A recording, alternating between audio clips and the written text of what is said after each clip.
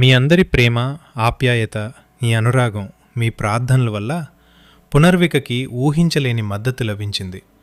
నిజంగా ఇదొక అద్భుతమని చెప్పాలి. ఇప్పుడు సహస్ర, మహావీర్, ఆర్యాంష్, పాపం ఈ పిల్లలు ఏం తప్పు చేశారసలు? ఈ వ్యాధి ఇలా అంటుకుంది. సహస్ర, మహావీర్ ఒకటే కుటుంబం మళ్ళీ. వీళ్ళిద్దరికీ 32 కోట్లు, ఆర్యాంష్కి 16 కోట్లు. ప్రాణాలు తీసుకోవటం తప్ప ఏ దారి ఉందసలు? కానీ పునర్విక ద్వారా ఈ దారి తెరుచుకుంది. తెలంగాణ, ఆంధ్ర, అన్నయ్యలు, అక్కలు, అమ్మలు, తాతయ్యలు మనకండగా, మన మామయ్యలు ఉండగా మనకి ఏం కాదు అని ఆ చిట్టి తల్లి భరోసా ఇచ్చింది. ఒక చేతితో ఏ పని జరగదు, కానీ 100 చేతులు కలిస్తే సాధించలేనిది ఏది ఉండదు.